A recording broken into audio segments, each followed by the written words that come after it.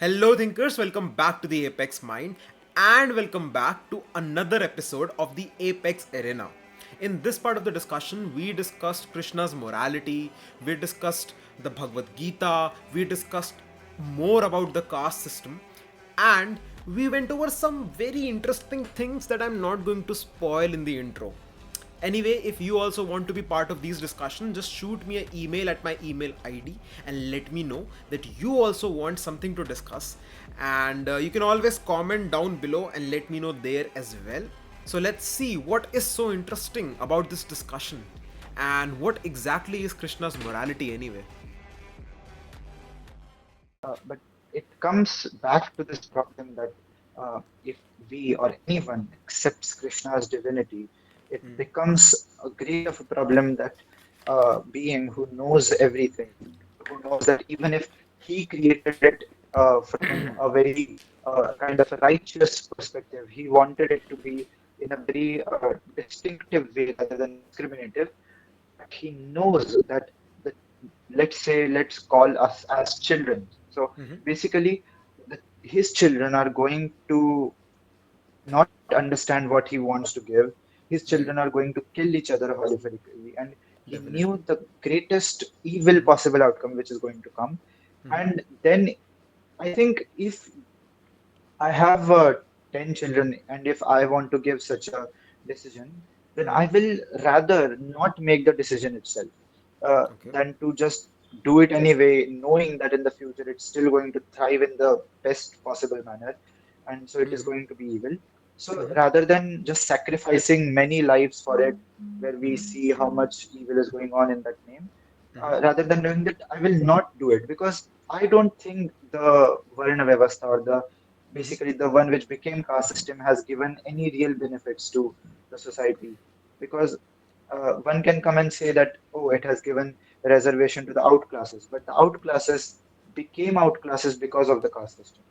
Yeah, definitely. I'm not going to So like argue so historically if over. I were to yes, if I were to consider Krishna as a good philosophical teacher, a person who, let's Right. say, historically lived, then I think I hugely respect him. I think there's very few equivalent to him who have taught things like him. But if I consider his divinity, then it becomes very problematic. Right.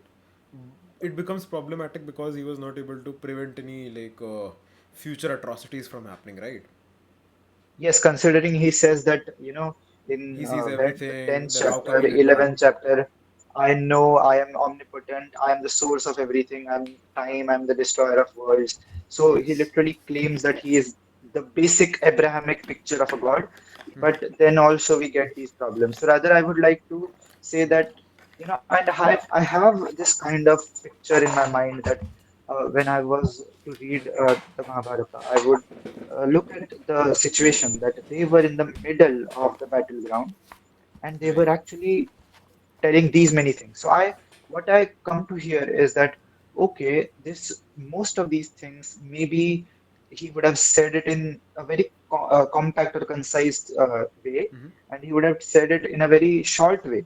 And this, what we read today, is a very expanded form of version, which would have later, how the theology develops. So, as you may see, that the development also happened in Christian theology, where in the Gospel of Mark you see very less divinity of Jesus Christ, and as you go to the Gospel of John, Jesus is literally claiming to be equivalent to Father. But So this development of theology happens. Bible and all of the books associated with it, like they were compiled later on by different scholars that had different sorts of information, right? Mahābhārata and Rāmāyaṇa, at least Valmiki's Rāmāyaṇa and this Mahābhārata, they're understood to be itihāsa. So this is as it is. This is supposed to be what happened, right? This is what Yes, the happened. problem is that every religion actually claims its book to be I mean, that is, see, like again, that is fine. I'm simply saying if you're discussing this, right, if you're entering within the frame of Hinduism, then we should prescribe by whatever rules there are to understand these texts, right? And then we can discuss everything within it. Else, I can simply say that, oh, no war happened, we don't have any historical account of it as of right now, and no, as but such, I we should. think it's more practical to. it's more practical to say that if two people are in the middle of a battleground, they won't be able to discuss these many shlokas in the most detailed manner. I think it would have been said in a very concise, compact way, which later actually got a bit descriptive. And Krishna would have not actually said these many things because they were in the middle of war and they wanted to start war. But Right. no one will stand there and say that, okay, I have just, I don't give anything to anyone. I will just stand here and give my entire lecture to him. Mm-hmm. So it's kind of impractical to say that this literally as it has happened. It may have happened in a metaphorical form, or it would have happened in a very compact or concise form. Uh, because I actually don't, I'm not at very ease of accepting literally every single verse that can be said They by used to Krishna. they used to stop when sun was down. They like had official timings for the war to happen for like x and y amount of days. I don't think it is a stretch to say that maybe in the beginning of the day, like as they were preparing, okay, we are going to start at this time. That before that they're having this discussion. Yeah, but it's explicitly claimed that there was the coming of the two parties, and they were. Arjuna says that bring my chariot in between of the two, and so they got there, No, and does it say the they war actually said, like of that day begins? I think like that's the reason I should have read the Mahābhārata also, right? Would have like a larger context beyond this text or what is going on in between that. I think for the sake of discussion, we might as well just like take it at face value so that then we can discuss whatever is written within it, right? The way that you are saying things, like it will give it a benefit of doubt. I don't want to give it a benefit of doubt, right? I want to discuss the text as it is rather than introducing more ambiguity through historical accounts and then the discuss then it just becomes a problem in which anything problematic can just be said, oh, it's because maybe someone messed up later on, they changed it around, right? I don't yes, want yes, that yes, yes, excuse yes. to be there. I want it to be as it is, and then like we should discuss the text as it is being said, given if it is a like right translation and everything, because a lot of times this Yes. happens, right? This is like a, I feel like it's a very sneaky move to just get out of things. That is why I don't want to do Yes. it, right? So Uh, it- go ahead. I yes. forgot what you were asking like before this. No, actually, the discussion which I wanted to had, I think, I thought you may have as a popularly conceived, Uh, idea of a god, so that because that can be very, well logically dismantled in a good way. Although it's difficult, it's not as easy as many people think that, oh, this might be just easily dismantled. But there are very good arguments for classical theism also.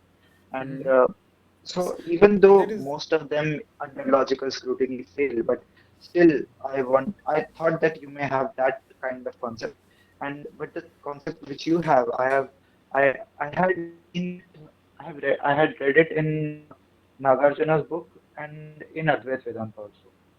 So, but I did not actually understand them as God or something that may refer to believing in God, but I just referred them as to the purest states of mind, or the thing which can absolutely be said with certainty.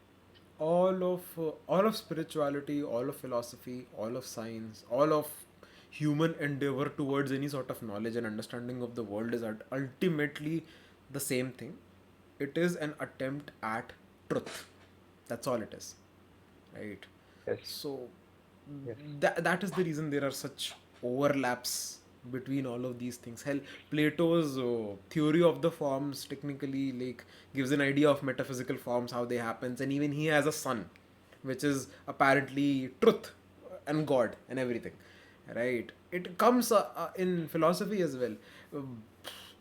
Science, when it says that something is true, we're trying to get closer to some truth, right? So there is an assumption of there an truth axiom existing. So even within science, when they say that there is no God, they're saying that whatever the Bible has said to be a literal account has not happened, and we this is the proof that it has not happened, and therefore you cannot claim that to be true.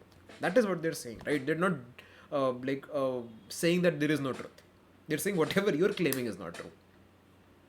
Yes, that is actually a very good point, because I do not think that most of the atheists will actually say that, what you claim or what you basically say is uh, false, or basically that is illogical, because that is the most basic thing towards anyone can come towards.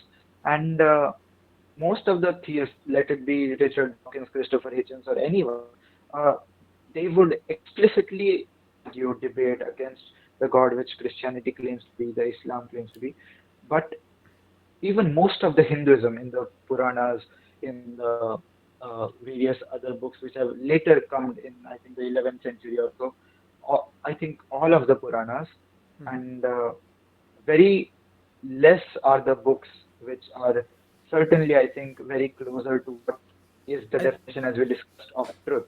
I think a So, as I counted the books, the Vedas, the Upanishads, the I think Advaita Vedanta and Bhagavad Gita, they are the closest. None of the other book comes as closer as to, the because it's very, I think, surprising. As I read the Shiv Puran, I was thinking as if, they were glorifying all Shiva, and they were just saying they would. always that he created Vishnu. And so there was a very Abrahamic concept of God there. Then comes something called the Koti Rudra Samhita in the Shiv Puran. It was so sexually explicit. I think it was as if the dis- writer is wanting to disrespect the God.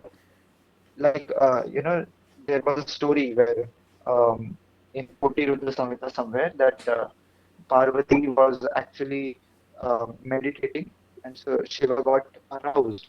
But because she was meditating, so he went to the mountains, and in some sages' houses, he went naked there, and so he was just, expressing himself there. But these kind of stories, when come out, people get enraged that, oh, how can you say these things about God? But these things are explicitly, literally written in those texts. So I think, therefore, and many, quite illogically, like very outright wrong things are written there. So therefore, I don't think that the Puranas can be held as very authoritative or good to be read.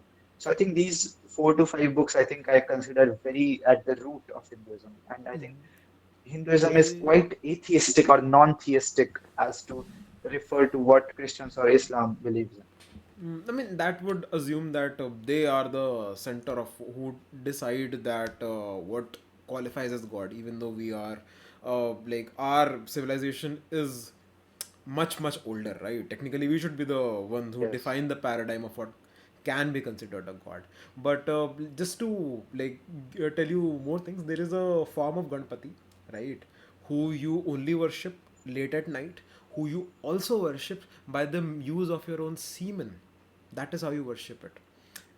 Then there are like a particular form of tantric people who give human sacrifices. They exist, and they're like praising a form of Shiva, they're praising a form of Bhairav. There are people who meditate on top of corpses. There are people who smear themselves and even ingest what do you call excretion, like both sorts of excretions. So There there have is been blood rich, very there is horrific practices. right. The point, because I mean, take my understanding of truth to be real, right? It is the experience thing. The point is, now you intellectually understand what I am talking about to an extent, but you don't really feel it, right? You still feel like yourself. You don't feel like you're the universe, or you still feel like there is a you. That still remains, even though you might understand what is true and everything else is false, correct? Yes, because the question comes again that I want to know the truth. So there is still again an I that wants to know the truth. All of like this culture's thought, right? All of this culture's methodologies, be it through semen, be it through blood, be it through flowers, be it through very nice looking worship, all of it is to reach the same goal, which is the feeling or the realization of that truth that we discussed. On it But is I don't think we have to actually justify these kind of things and saying that this is our culture, and therefore whatever no happens I in it will or shall take it to the truth. I think rather we got very pure forms of philosophy that can actually take us to the truth, which I think we are discussing upon. But I these are the don't. things which I think we should openly criticize because they are clearly not true. Why? Because no one practices to sacrifice a person and to reach towards the truth. If you are not even intelligent enough to not do it and still be able to reach it, then I don't think you're even deserving enough to reach that thing. So there are very kind of certain practices, right? There is In no the such I think thing as one like evil, or that kind of morality is not something that is quite considered within Sanatan Dharma as such. There is dharmic and then there is anti-dharmic, right? But those are like much different from what you could like what morality is when it comes down to law, what morality is when it comes down to society, and what morality is when it comes down to Western sensibility, right? I understand them. so Their what entire is framework so is what is a murder? I mean, if I'm murdering or raping someone, what is that? right. Is that anti-dharmic or is it anti-moral? And how can you distinguish between if there is no morality, It if there's is nothing a going on? karmic action which can have dharmic implications and which you will get the equivalent what do you call result of, but it is not seen as inherently what do you call anything. It's just very strong then, and that is the reason you'll have an equivalent to it later on. Consider it like every action has an equal and opposite reaction. That philosophy, sorry, that Newton's third law is more or less what karma is. Even if you eat a potato, you have to, you do take on some karmic debt from it. You do get some karmic backlash from that even. It's just lesser in quantity and you'll have to repay off it in lesser form. If you kill someone, you'll get killed somewhere down the line, like maybe not this birth, maybe next But birth. how is that even uh, how is that even God, significant in God isn't a moral this authority in our life? faith. God isn't a moral authority in our faith. Uh, in Hinduism, uh, God is Yes, God, that's the problem. God is not the moral authority, but still He says that whenever unrighteousness will arise, I will be there. and So unrighteousness is he does not essentially care about these adharma, things. right? Because when But you that is kill what people, that result you it's said that very yeah, sure, sure.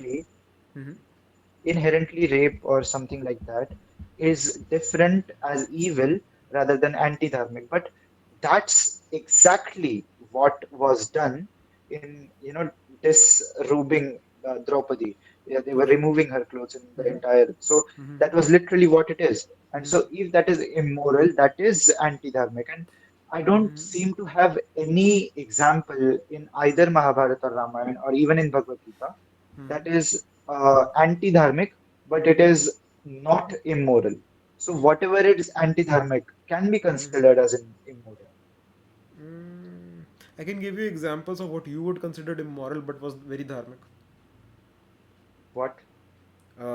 Krishna killed Śiśupāla for insulting him. Śiśupāla said like 100 mean insults and then Krishna lopped off his head immediately.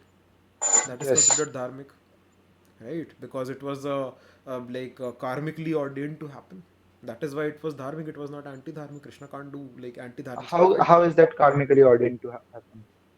It's a like whole deal. When Shishupal was born, he was essentially born dead. Then Krishna held him, and that is why the reason he was like allowed to Yeah, so live. And then means there was the basically prophecy. it's Yeah, it's a in like whole essence, mess. like in a lame explanation, I can say that you do good, you get good, you do bad, you get bad.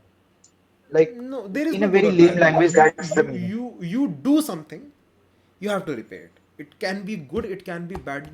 Like in Hinduism, punya, positive or negative action. It's that is like punya and pap is according to the current society, by the way.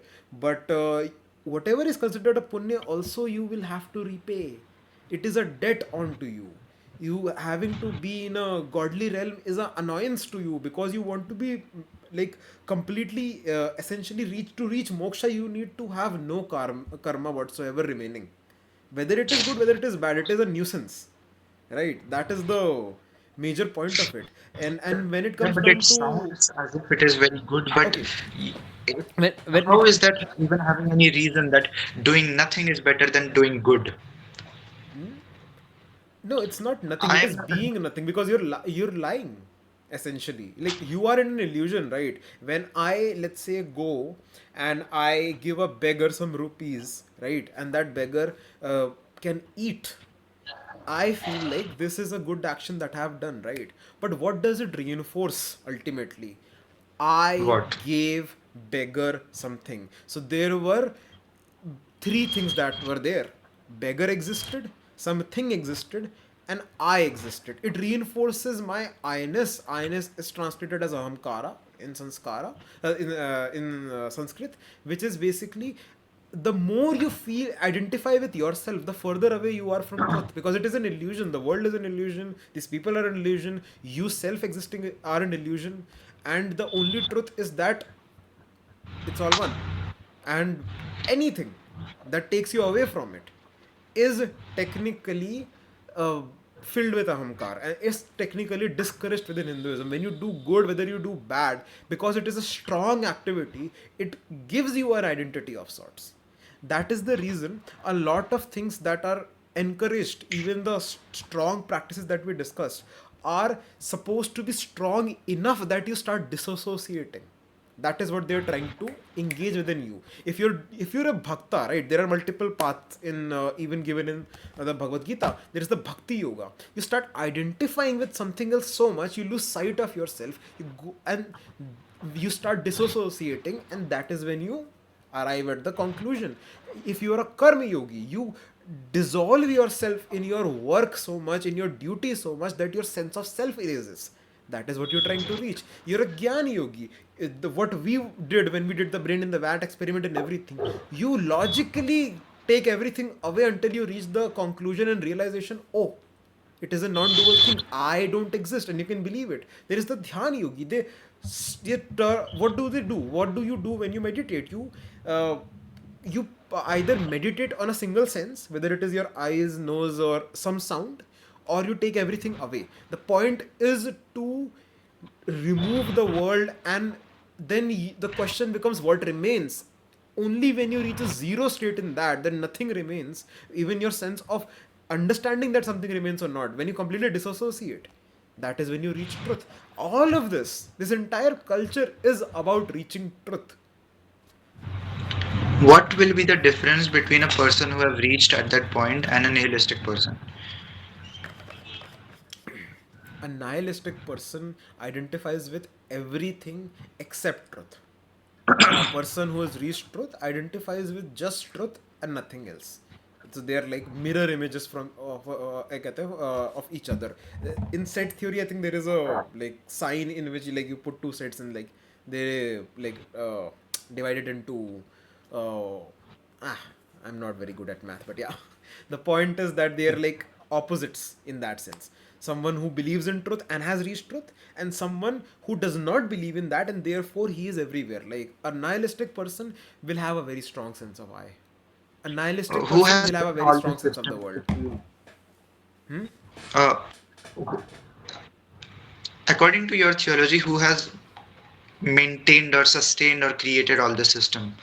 Because any naturalist person or any materialist person will never agree to, he will most likely agree to whatever you have said in the earlier form, what is truth and everything, but the later life things that from you will do in this life and you will get in other life, let's say, that is insanely speculative. Right.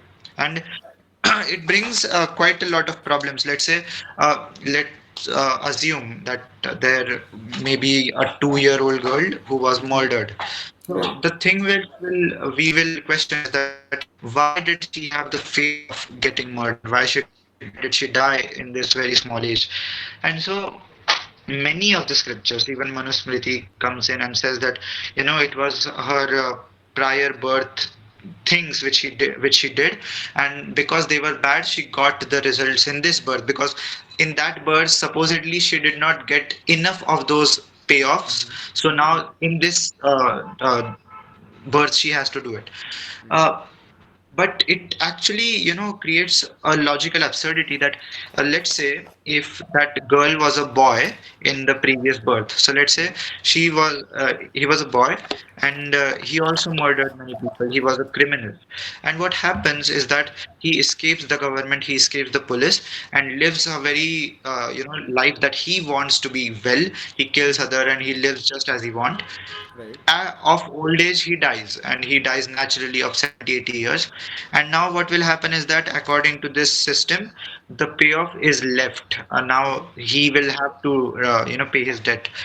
Right. Now in the next birth he gets to be born as a girl, and he gets killed. Now, the difference here is very dangerous if we were to say. Let's say he was in his previous birth, the police captured him, the government captured him, and they gave him, let's say, um, they gave him punishment as a death sentence, that you murdered many people and therefore we will give you death sentence. Now most of the people would agree with me that this is just a justice provision, that justice is provided. He killed Right. many other people and now he got to have death sentenced. And the problem which happens is that if the justice happens in this birth, we will call it justice. And Right. if that justice is not paid off, he gets another birth, of which he is born as a girl, a small girl, and he gets killed. Now, the murderer, who in the second birth actually killed that girl, will logically become the justice provider because he has killed that girl, because from her other life she had to pay off this. So Sure. logically speaking, if we follow this, then any murder, anyone like Hitler, anyone, we have to actually thank them that they actually provided justice for all the souls, because they did very idiotic things in their previous lives. So we should be thankful rather than just telling them as criminals.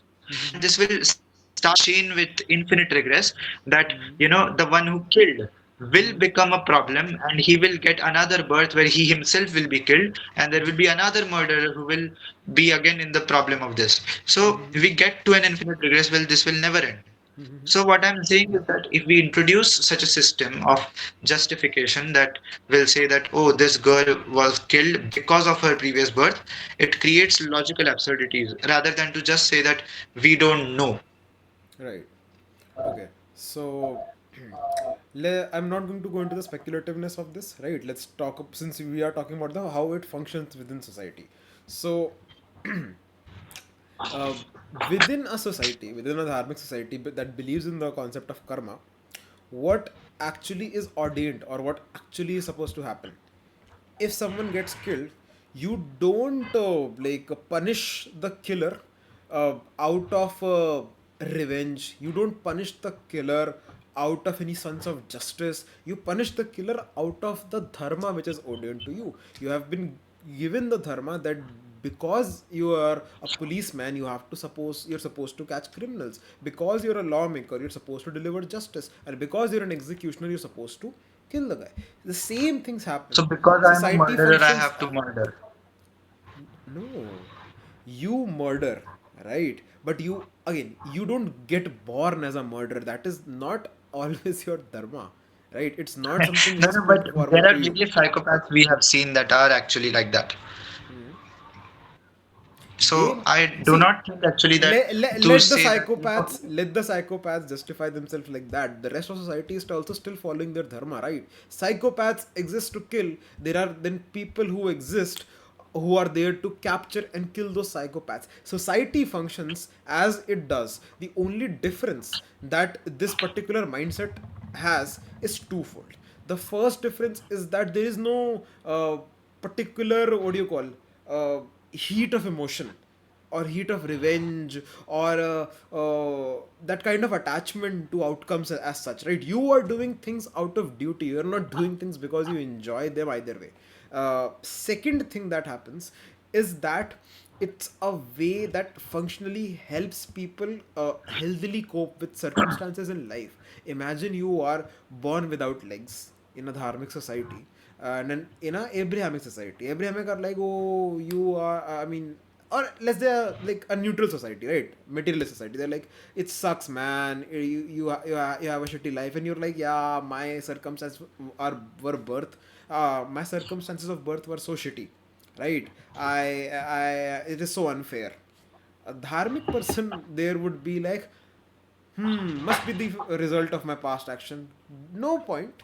I'll do whatever I have in this life. And even if you're grieving, it helps you cope in the sense that, okay, they happened because that is how much their life was ordained. They were supposed to die then. Let's move on with our life. Ultimately, again, society and dharma functions as it is supposed to, and society keeps on going.